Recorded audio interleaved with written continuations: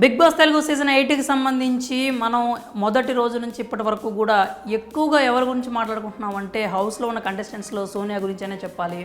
మనం ఎంత వద్దనుకున్నా కానీ ఆవిడ గురించే మాట్లాడుకోవాల్సిన పరిస్థితి అయితే ఆటలో కనిపిస్తూ ఉందన్నమాట. ఎందుకంటే ఆట కూడా ఆమె చుట్టూనే తిరుగుతూ ఉంది. ప్రతి సీన్కి కానీ లేకపోతే సిచ్యువేషన్కి కానీ ఎక్కువ శాతం సోనియాకే రిలేట్ అవుతూ ఉన్నాయి అన్నమాట. ముఖ్యంగా హౌస్లో చూసుకున్నట్లయితే ఇప్పుడు సోనియా వర్సెస్ యష్మి అయితే నడుస్తుందన్న విషయం మనందరికీ తెలిసిందే. మనకి ముఖ్యంగా సోనియాకి సంబంధించి మాట్లాడుకున్నట్లయితే విష్ణుప్రియతో జరిగిన గొడవ ఇప్పటి వరకు జరిగిన వాటిల్లో బాగా హైలైట్ అనే చెప్పాలి. ఎందుకంటే నిఖిల్కి మీకు ఫ్రెండ్షిప్, మనం ఇది అండర్లైన్ చేసుకోవాలి ఈ వర్డ్ని. ఫ్రెండ్షిప్ అనేది ఎలా బిల్డ్ అయింది అని చెప్పి ఆమె సరదాగా అడిగిన క్వశ్చన్ అనమాట.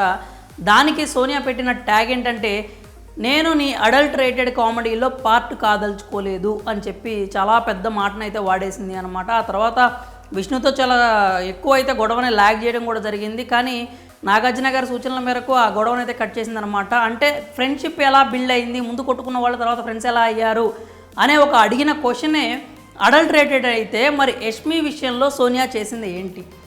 ఇప్పుడు ఖచ్చితంగా అందరూ అడుగుతున్న క్వశ్చన్, అడగాల్సిన క్వశ్చన్ కూడా ఏంటంటే, మరి యష్మి విషయంలో సోనియా చేసింది ఏంటి? ఆమె అడల్టరేటెడ్ కామెడీ అని అంత పెద్ద మాట అన్నప్పుడు ఆవిడ అలాంటి మాటలు ఎలా మాట్లాడగలిగింది, ఎందుకు మాట్లాడింది, అంత అవసరం ఏమొచ్చింది అంటే, నిజానికి సోనియా మాట్లాడేటప్పుడు మనం చూసినట్లయితే నీ ఫోకస్ అంతా కూడా నిఖిల్ మీద, పృథ్వీ మీదే ఉంది. నిఖిల్ని, పృథ్వీని నువ్వు చూస్తున్నావు తప్పితే నువ్వు ఎవరిని చూడట్లేదు అని చెప్పనింది. అయితే దాంట్లో తప్పే ఉంది, దాంట్లో ఆమె తప్పుగా ఏమనింది అని మీరు అనుకోవచ్చు. కాకపోతే ఏంటంటే, మనం ఇక్కడ సీన్స్ని ఒకసారి మనం రీకలెక్ట్ చేసుకుంటే సోనియా ఖచ్చితంగా తప్పుగానే అనింది అని చెప్పాలి అనమాట. ఎందుకంటే ఆమె తప్పుడు ఉద్దేశంతోనే అన్నట్లు మనకు కూడా క్లియర్ కట్గా అర్థమైపోతుంది. ఇంతకుముందు ఒకసారి హౌస్లో జరిగిన సిచ్యువేషన్స్ చూసుకుంటే ఒకసారి సోనియా పృథ్వీని ఒక మాట అయితే అడిగిందనమాట. ఏమనంటే, మీకు ఒకవైపు ఏమో నిఖిల్ అలాగే సీతకు సంబంధించి వాళ్ళిద్దరు మాట్లాడుకుంటూ ఉన్నారు. నువ్వంటే నాకు ఇష్టం ఉందని, ఇష్టం లేదని, నువ్వు నాతో ఎలా మాట్లాడతావు, ఎలా మాట్లాడవు, నేను నీకోసం అయితేనే పాట పాడానని ఒక సీన్ అయితే అప్పుడు జరిగిందనమాట హౌస్లో. అదే సమయంలో మనకి ప్యారలల్గా ఇక్కడ వీళ్ళిద్దరి మధ్యలో కూడా ఒక డిస్కషన్ అయితే నడుస్తూ ఉందన్నమాట. అదేంటంటే, యష్మికి నీకు ఏం జరుగుతుందిరా, మీ ఇద్దరి మధ్యలో ఏం నడుస్తుంది అని చెప్పి పృథ్వీని స్ట్రైట్ అవే ఆమె అయితే సోనియా అయితే క్వశ్చన్ చేసింది. అక్కడ ఆమె ఉద్దేశం ఏంటంటే, నీకు ఆమె అంటే ఇష్టం అంట కదా, నువ్వు ఆమెను ఇష్టపడుతున్నావు అంట కదా అని ఒక స్టేట్మెంట్ అయితే అప్పుడు మనం క్వశ్చన్ అయితే పృథ్వీని అడగడం చూసాము. అప్పుడు అలా అడిగి ఇప్పుడు ఇలాంటి మాటలు మాట్లాడితే ఖచ్చితంగా కూడా యష్మి ఏదో తప్పు చేస్తోంది అని తప్పుగా ఆలోచిస్తోంది, తప్పుగా చూస్తోంది, నిఖిల్ని అలాగే పృథ్వీని కూడా తప్పుడు ఉద్దేశంతోనే యష్మి పదే పదే చూస్తూ ఉంది అని అర్థం వచ్చేలాగే సోనియా మాట్లాడింది. దాంట్లో ఎలాంటి అనుమానం లేదు. మొదట అయితే నీ ఫోకస్ అంతా వాళ్ళ మీదే ఉంది, నీ ఫోకస్ అంతా వాళ్ళ మీదే ఉంది అని చెప్పుకుంటూ వచ్చి ఆ తర్వాత మళ్ళీ ఏంటంటే కాసేపు కవర్ చేసుకునే ప్రయత్నం అయితే చేసినట్లుగా కనిపించింది అనమాట. అయితే ఆవిడ కవర్ డ్రైవ్ అయితే అక్కడ వర్కౌట్ అయినట్లేదు.